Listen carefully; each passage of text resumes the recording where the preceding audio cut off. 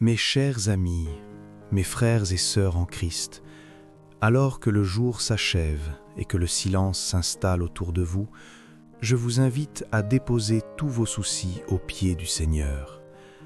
Avant de fermer les yeux pour un repos bien mérité, prenons un moment pour réfléchir à notre marche avec Dieu. Nous savons que dans le monde physique, le temps passe et nos corps vieillissent. C'est le cycle naturel de la vie que Dieu a instauré. Cependant, qu'en est-il de notre esprit ? Il existe des églises remplies de personnes âgées par le corps, mais qui sont encore des petits-enfants spirituels.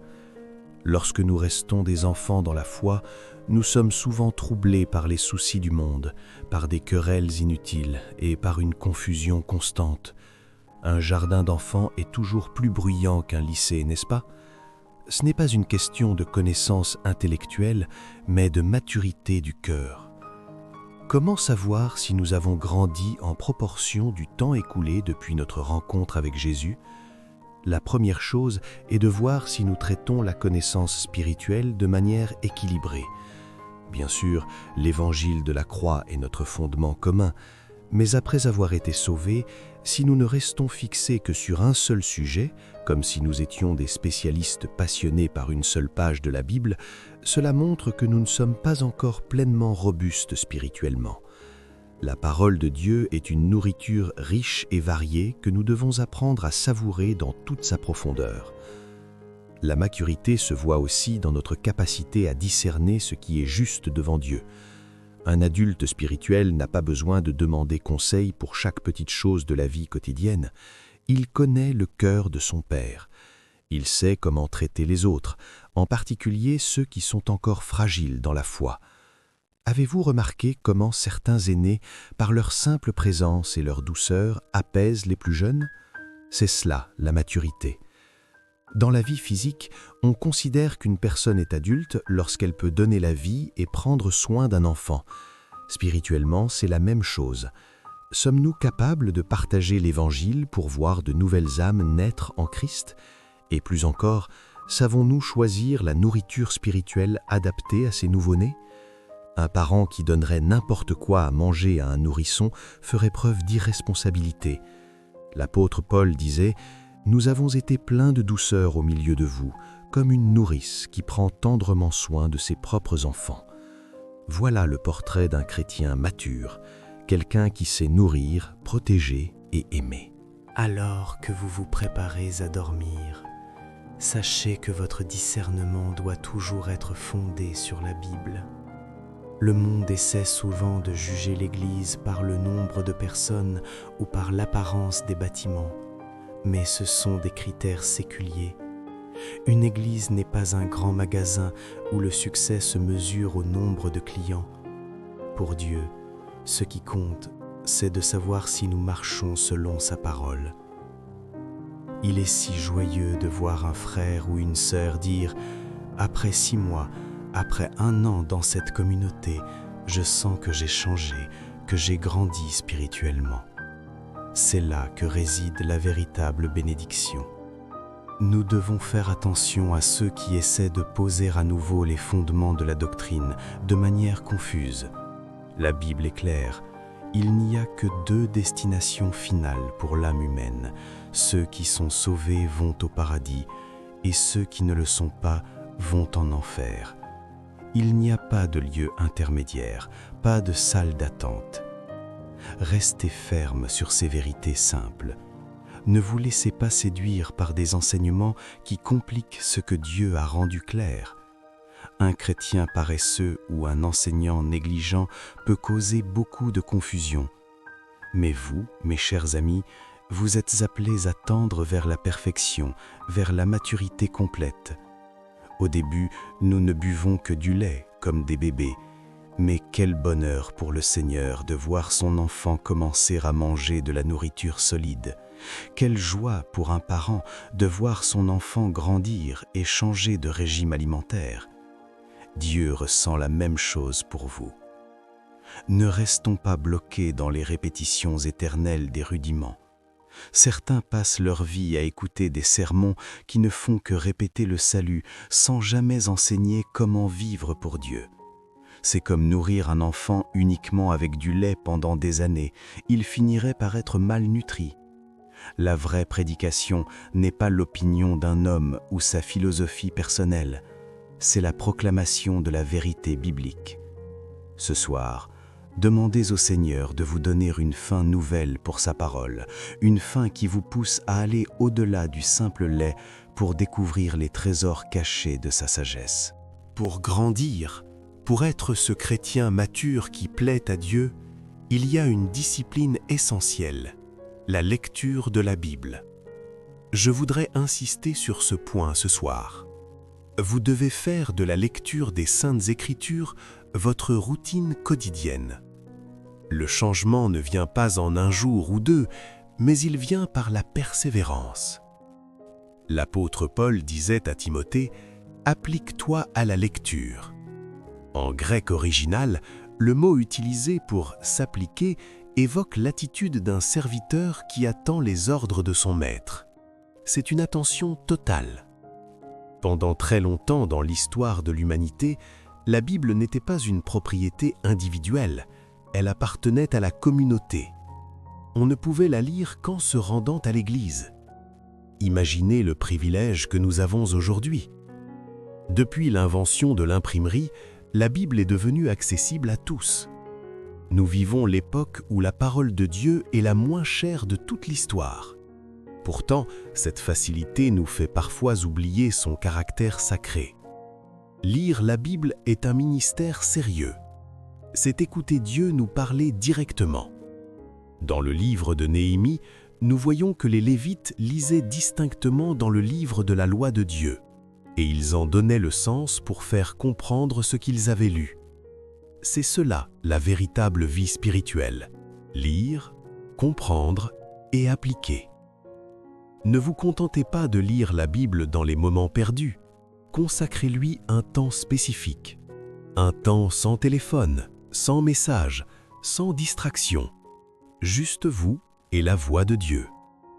Si vous ne lisez pas la Bible, cela finira par se voir dans vos paroles et vos actions. Les gens autour de vous le sentiront. Quelqu'un qui se nourrit de la parole parle différemment, réagit différemment face aux épreuves. Certains disent que nous vivons la fin des temps. Pour moi, l'un des signes les plus marquants de la fin, c'est que le son de la lecture de la Bible s'éteint dans les maisons et les églises.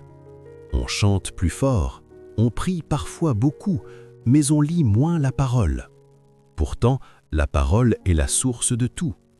Jésus lui-même, lorsqu'il était sur terre, avait cette routine.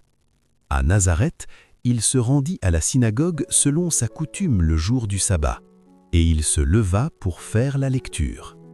Notez bien ces mots, selon sa coutume. C'était son routine. Si le Fils de Dieu avait besoin de lire les Écritures régulièrement, à combien plus forte raison en avons-nous besoin? La lecture de la Bible apporte des cadeaux immenses. Dans l'Apocalypse, il est écrit « Heureux celui qui lit et ceux qui entendent les paroles de la prophétie ». Vous voulez être heureux? Lisez la parole. À travers elle, nous apprenons la patience et nous recevons la consolation. Parfois, on commence la lecture avec enthousiasme dans la Genèse, mais on se perd un peu dans le désert de l'Exode ou du Lévitique. Ne vous découragez pas. Même quand vous avez l'impression de ne pas tout comprendre, la parole fait son œuvre en vous. C'est comme verser de l'eau dans un panier d'osier sale. L'eau s'écoule tout de suite, elle ne reste pas dans le panier. On pourrait croire que c'est inutile, mais regardez bien, le panier est devenu propre. La lecture quotidienne nettoie votre âme, même si vous ne retenez pas tout. Si vous voulez comprendre une épître, comme celle aux Éphésiens, ne courez pas tout de suite vers les commentaires des hommes. Lisez-la vous-même, encore et encore. Lisez-la 10 fois de suite, sur une courte période. Vous verrez que les yeux de votre cœur s'ouvriront. Vous découvrirez des choses que les livres ne disent pas. c'est la puissance directe du Saint-Esprit à travers le texte. Souvenez-vous de l'eunuque éthiopien dans les Actes des Apôtres. C'était un homme de haut rang, mais il lisait la Bible en voyageant sur son char. Il ne comprenait pas tout, mais parce qu'il lisait, Dieu lui a envoyé Philippe pour lui expliquer. La lecture a été le point de départ de son salut. De même, le roi Josias a transformé tout son royaume simplement parce qu'on a retrouvé le livre de la loi et qu'on le lui a lu. En entendant la parole, il a déchiré ses vêtements, s'est repenti et purifié le pays des idoles. La réforme commence toujours par la lecture de la Bible. Mes chers amis, avant de vous endormir, faites cette promesse au Seigneur. Père, je veux que ta parole soit ma nourriture chaque jour. Que l'enseignement de Christ habite en vous richement. Ne vous contentez pas du strict minimum. Nourrissez-vous abondamment pour être fort face aux tempêtes de la vie. Celui qui médite la loi de l'Éternel jour et nuit est comme un arbre planté près d'un courant d'eau. Il donne son fruit en sa saison, son feuillage ne se flétrit point, et tout ce qu'il fait lui réussit. Reposez-vous maintenant avec cette certitude. Dieu vous aime, sa parole vous protège, et demain est une nouvelle opportunité de marcher avec lui, une page à la fois. Que la paix de Dieu, qui surpasse toute intelligence, garde vos cœurs et vos pensées en Jésus-Christ. Amen. Mes chers amis, mes frères et sœurs en Christ, alors que le jour s'achève et que le silence s'installe autour de vous, je vous invite à déposer tous vos soucis aux pieds du Seigneur. Avant de fermer les yeux pour un repos bien mérité, prenons un moment pour réfléchir à notre marche avec Dieu.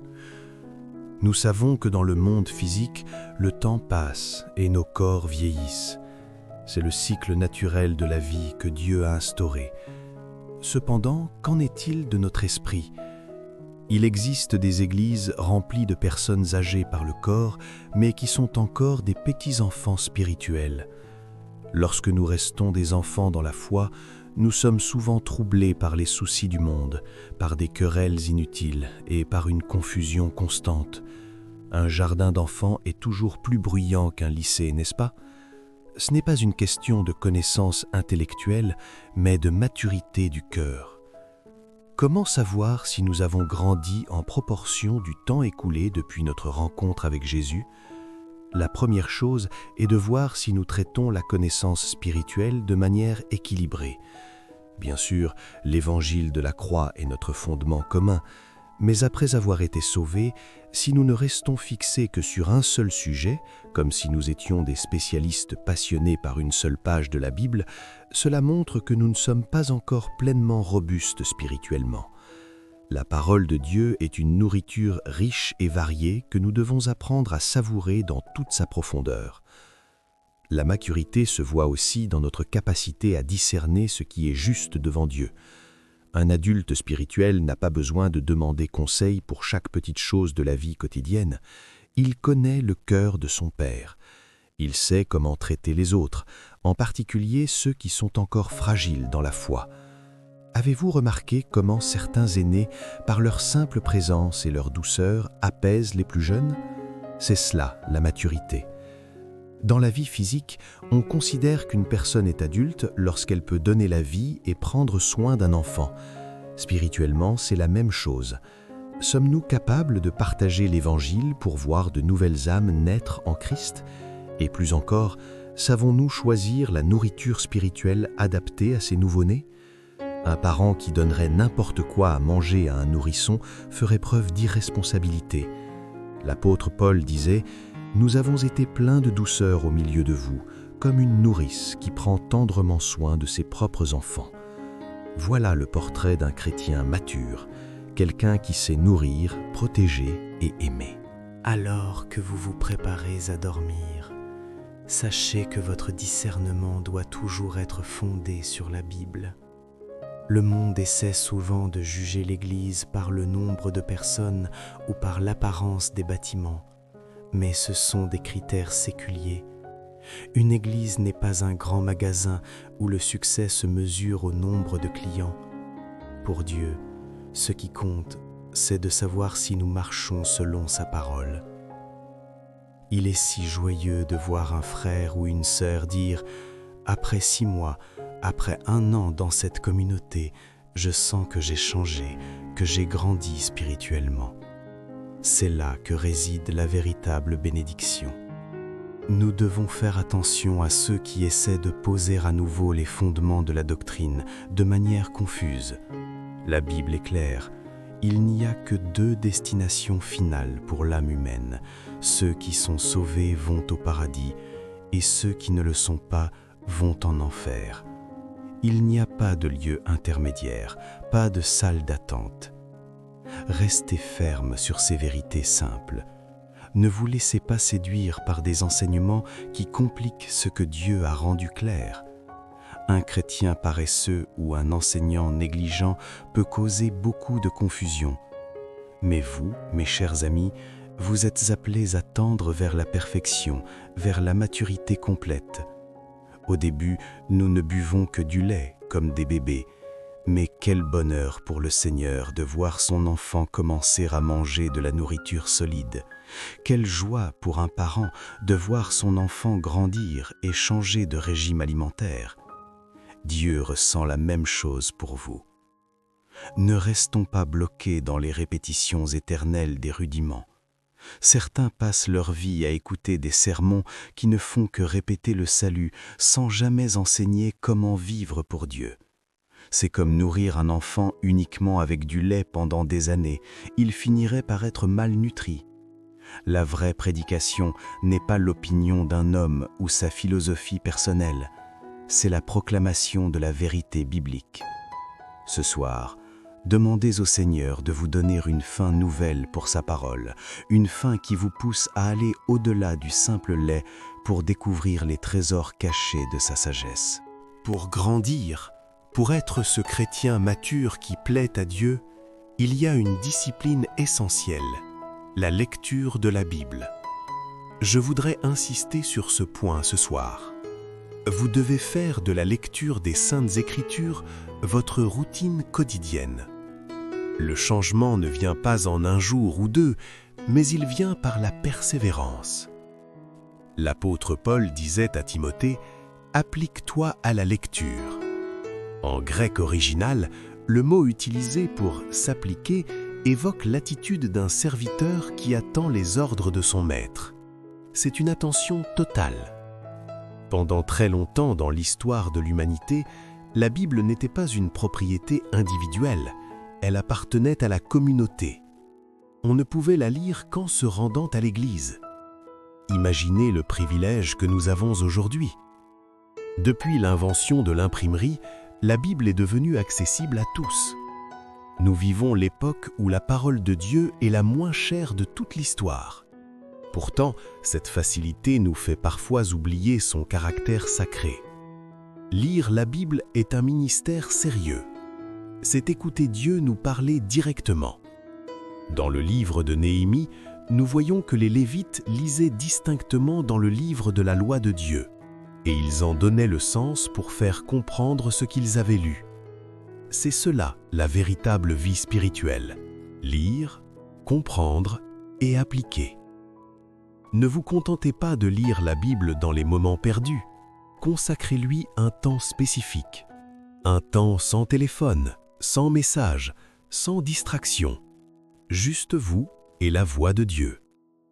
Si vous ne lisez pas la Bible, cela finira par se voir dans vos paroles et vos actions. Les gens autour de vous le sentiront.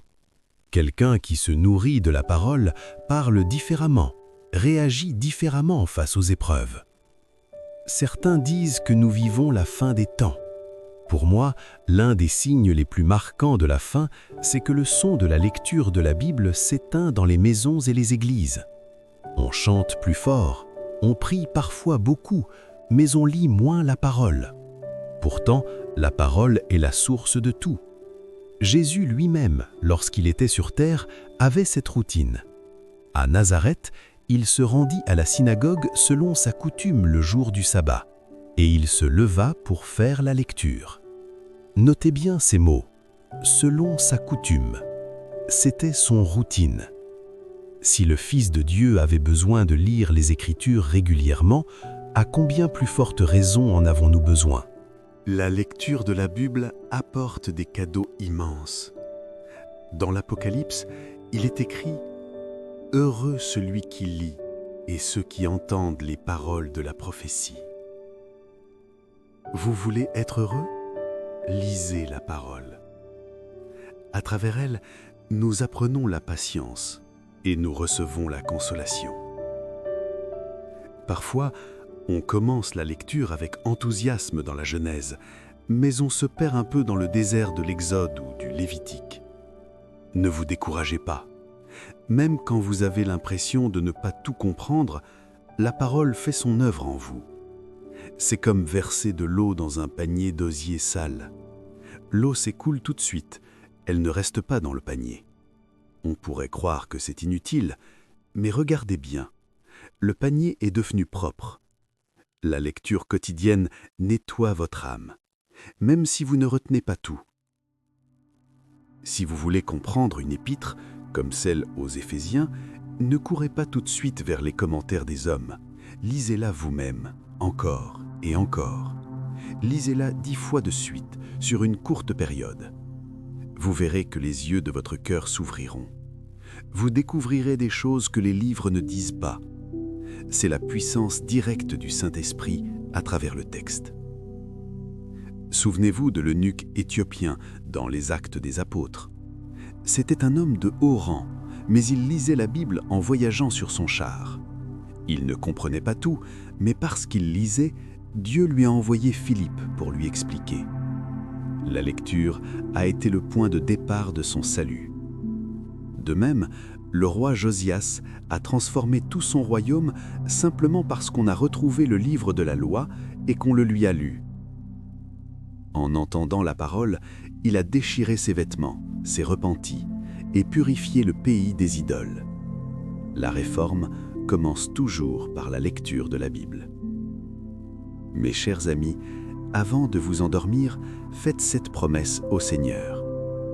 Père, je veux que ta parole soit ma nourriture chaque jour. Que l'enseignement de Christ habite en vous richement. Ne vous contentez pas du strict minimum. Nourrissez-vous abondamment pour être fort face aux tempêtes de la vie.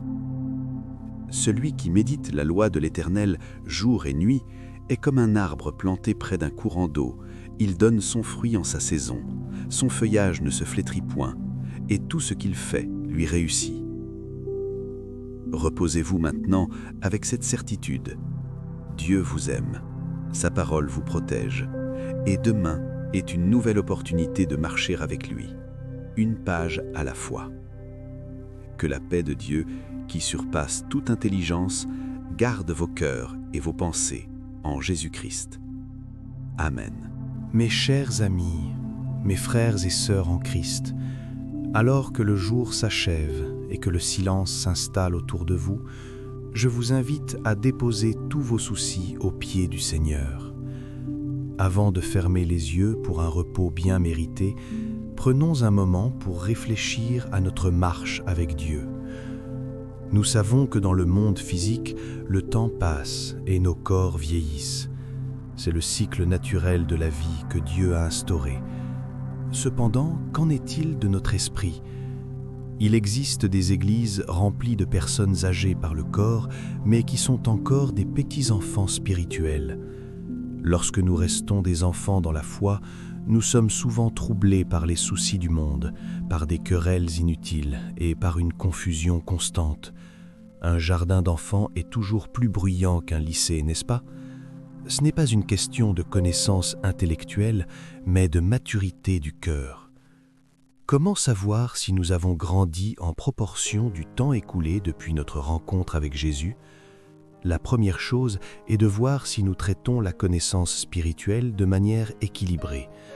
Bien sûr, l'évangile de la croix est notre fondement commun, Mais après avoir été sauvés, si nous ne restons fixés que sur un seul sujet, comme si nous étions des spécialistes passionnés par une seule page de la Bible, cela montre que nous ne sommes pas encore pleinement robustes spirituellement. La parole de Dieu est une nourriture riche et variée que nous devons apprendre à savourer dans toute sa profondeur. La maturité se voit aussi dans notre capacité à discerner ce qui est juste devant Dieu. Un adulte spirituel n'a pas besoin de demander conseil pour chaque petite chose de la vie quotidienne. Il connaît le cœur de son Père. Il sait comment traiter les autres, en particulier ceux qui sont encore fragiles dans la foi. Avez-vous remarqué comment certains aînés, par leur simple présence et leur douceur, apaisent les plus jeunes? C'est cela, la maturité. Dans la vie physique, on considère qu'une personne est adulte lorsqu'elle peut donner la vie et prendre soin d'un enfant. Spirituellement, c'est la même chose. Sommes-nous capables de partager l'Évangile pour voir de nouvelles âmes naître en Christ? Et plus encore, savons-nous choisir la nourriture spirituelle adaptée à ces nouveau-nés? Un parent qui donnerait n'importe quoi à manger à un nourrisson ferait preuve d'irresponsabilité. L'apôtre Paul disait « Nous avons été pleins de douceur au milieu de vous, comme une nourrice qui prend tendrement soin de ses propres enfants. » Voilà le portrait d'un chrétien mature, quelqu'un qui sait nourrir, protéger et aimer. Alors que vous vous préparez à dormir, sachez que votre discernement doit toujours être fondé sur la Bible. Le monde essaie souvent de juger l'Église par le nombre de personnes ou par l'apparence des bâtiments, mais ce sont des critères séculiers. Une église n'est pas un grand magasin où le succès se mesure au nombre de clients. Pour Dieu, ce qui compte, c'est de savoir si nous marchons selon sa parole.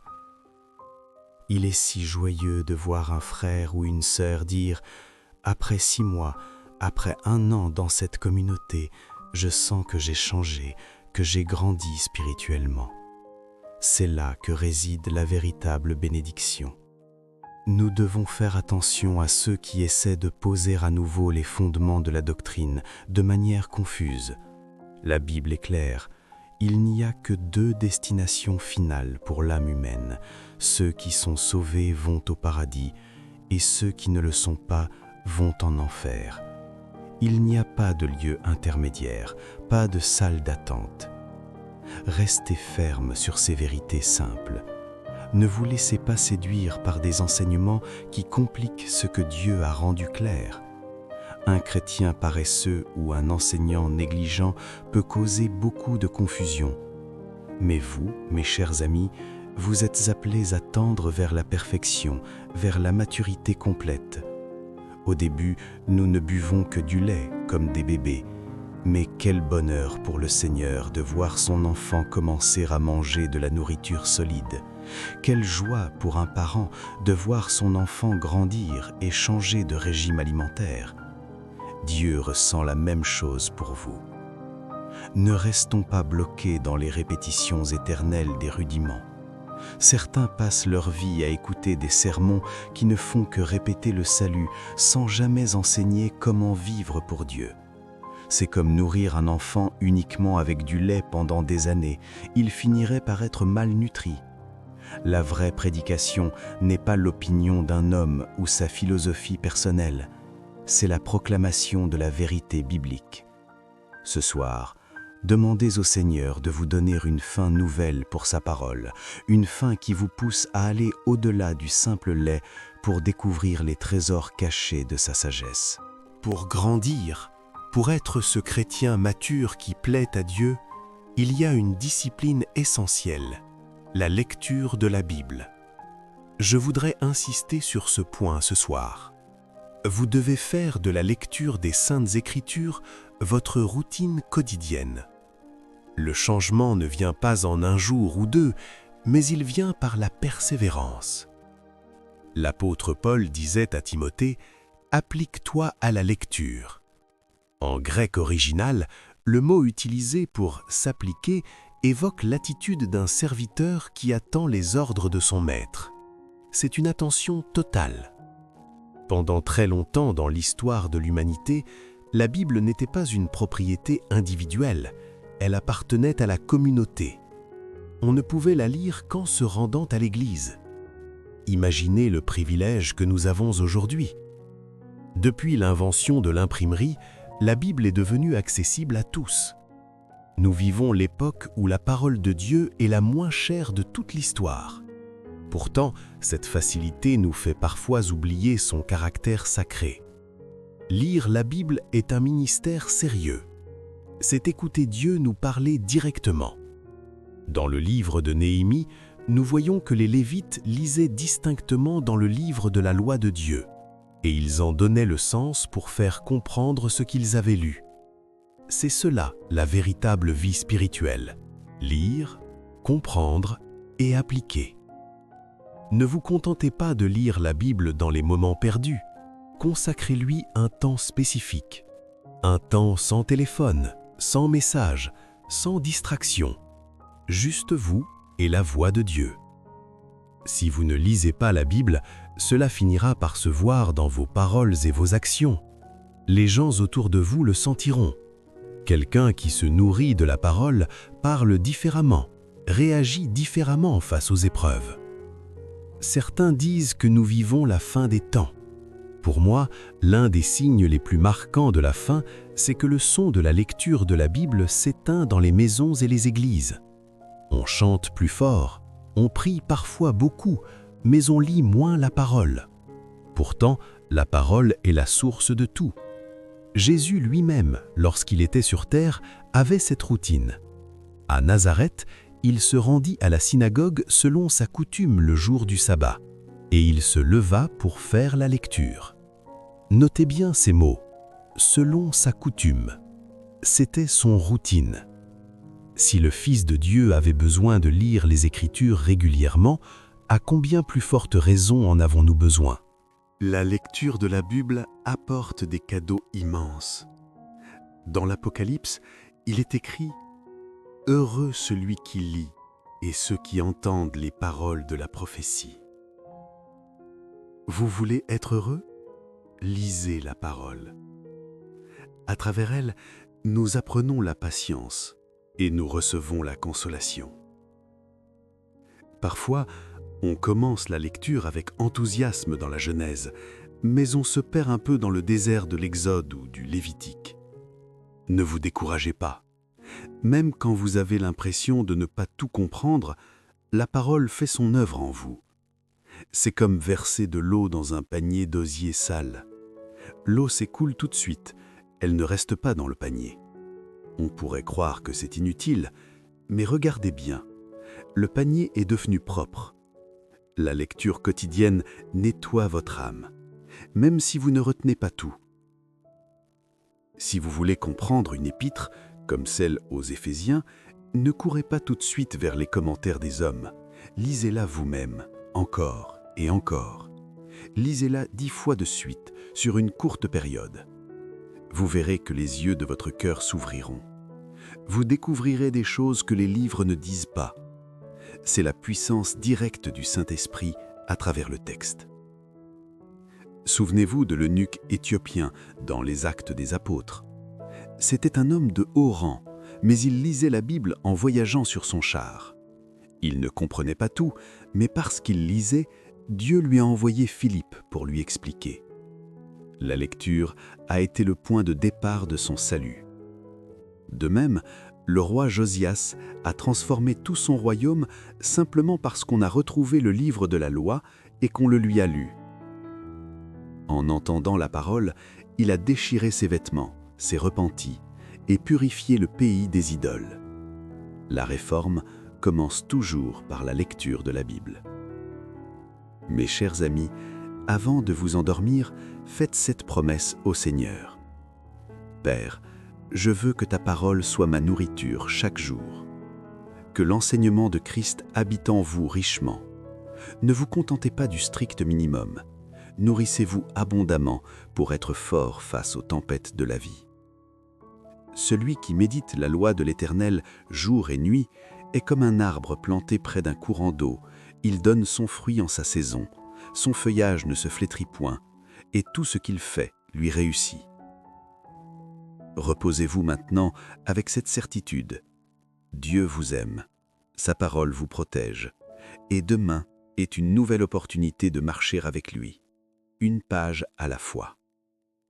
Que la paix de Dieu, qui surpasse toute intelligence, garde vos cœurs et vos pensées en Jésus-Christ. Mes chers amis, Amen. mes frères et sœurs en Christ, alors que le jour s'achève et que le silence s'installe autour de vous, je vous invite à déposer tous vos soucis aux pieds du Seigneur. Avant de fermer les yeux pour un repos bien mérité, prenons un moment pour réfléchir à notre marche avec Dieu. Nous savons que dans le monde physique, le temps passe et nos corps vieillissent. C'est le cycle naturel de la vie que Dieu a instauré. Cependant, qu'en est-il de notre esprit ? Il existe des églises remplies de personnes âgées par le corps, mais qui sont encore des petits-enfants spirituels. Lorsque nous restons des enfants dans la foi, nous sommes souvent troublés par les soucis du monde, par des querelles inutiles et par une confusion constante. Un jardin d'enfants est toujours plus bruyant qu'un lycée, n'est-ce pas ? Ce n'est pas une question de connaissance intellectuelle, mais de maturité du cœur. Comment savoir si nous avons grandi en proportion du temps écoulé depuis notre rencontre avec Jésus ? La première chose est de voir si nous traitons la connaissance spirituelle de manière équilibrée. Bien sûr, l'évangile de la croix est notre fondement commun, mais après avoir été sauvés, si nous ne restons fixés que sur un seul sujet, comme si nous étions des spécialistes passionnés par une seule page de la Bible, cela montre que nous ne sommes pas encore pleinement robustes spirituellement. La parole de Dieu est une nourriture riche et variée que nous devons apprendre à savourer dans toute sa profondeur. La maturité se voit aussi dans notre capacité à discerner ce qui est juste devant Dieu. Un adulte spirituel n'a pas besoin de demander conseil pour chaque petite chose de la vie quotidienne. Il connaît le cœur de son Père. Il sait comment traiter les autres, en particulier ceux qui sont encore fragiles dans la foi.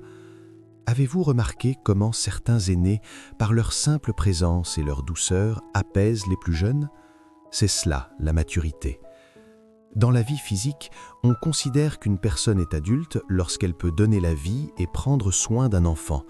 Spirituellement, c'est la même chose. Sommes-nous capables de partager l'Évangile pour voir de nouvelles âmes naître en Christ ? Et plus encore, savons-nous choisir la nourriture spirituelle adaptée à ces nouveau-nés ? Un parent qui donnerait n'importe quoi à manger à un nourrisson ferait preuve d'irresponsabilité.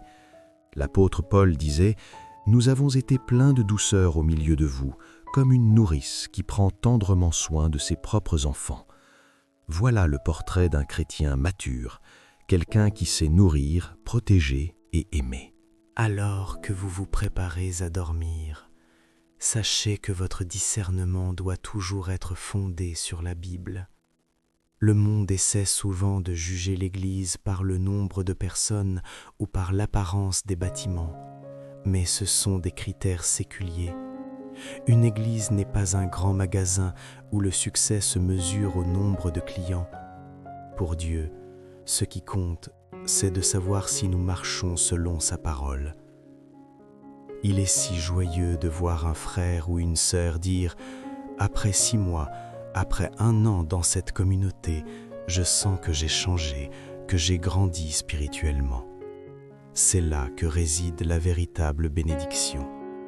Nous devons faire attention à ceux qui essaient de poser à nouveau les fondements de la doctrine de manière confuse. La Bible est claire. Il n'y a que 2 destinations finales pour l'âme humaine. Ceux qui sont sauvés vont au paradis et ceux qui ne le sont pas vont en enfer. Il n'y a pas de lieu intermédiaire, pas de salle d'attente. Restez ferme sur ces vérités simples. Ne vous laissez pas séduire par des enseignements qui compliquent ce que Dieu a rendu clair. Un chrétien paresseux ou un enseignant négligent peut causer beaucoup de confusion. Mais vous, mes chers amis, vous êtes appelés à tendre vers la perfection, vers la maturité complète. Au début, nous ne buvons que du lait, comme des bébés. Mais quel bonheur pour le Seigneur de voir son enfant commencer à manger de la nourriture solide. Quelle joie pour un parent de voir son enfant grandir et changer de régime alimentaire. Dieu ressent la même chose pour vous. Ne restons pas bloqués dans les répétitions éternelles des rudiments. Certains passent leur vie à écouter des sermons qui ne font que répéter le salut sans jamais enseigner comment vivre pour Dieu. C'est comme nourrir un enfant uniquement avec du lait pendant des années. Il finirait par être malnutri.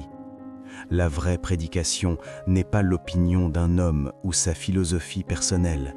C'est la proclamation de la vérité biblique.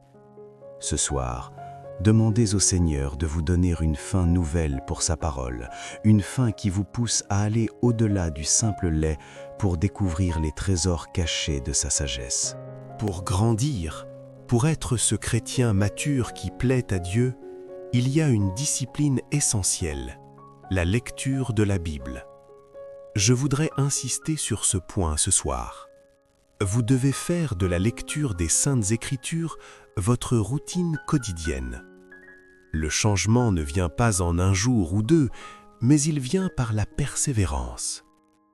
L'apôtre Paul disait à Timothée « Applique-toi à la lecture ». En grec original, le mot utilisé pour « s'appliquer » évoque l'attitude d'un serviteur qui attend les ordres de son maître. C'est une attention totale. Pendant très longtemps dans l'histoire de l'humanité, la Bible n'était pas une propriété individuelle, elle appartenait à la communauté. On ne pouvait la lire qu'en se rendant à l'église. Imaginez le privilège que nous avons aujourd'hui. Depuis l'invention de l'imprimerie, la Bible est devenue accessible à tous. Nous vivons l'époque où la parole de Dieu est la moins chère de toute l'histoire. Pourtant, cette facilité nous fait parfois oublier son caractère sacré. Lire la Bible est un ministère sérieux. C'est écouter Dieu nous parler directement. Dans le livre de Néhémie, nous voyons que les Lévites lisaient distinctement dans le livre de la loi de Dieu, et ils en donnaient le sens pour faire comprendre ce qu'ils avaient lu. C'est cela la véritable vie spirituelle: lire, comprendre et appliquer. Ne vous contentez pas de lire la Bible dans les moments perdus. Consacrez-lui un temps spécifique. Un temps sans téléphone, sans message, sans distraction. Juste vous et la voix de Dieu. Si vous ne lisez pas la Bible, cela finira par se voir dans vos paroles et vos actions. Les gens autour de vous le sentiront. Quelqu'un qui se nourrit de la parole parle différemment, réagit différemment face aux épreuves. Certains disent que nous vivons la fin des temps.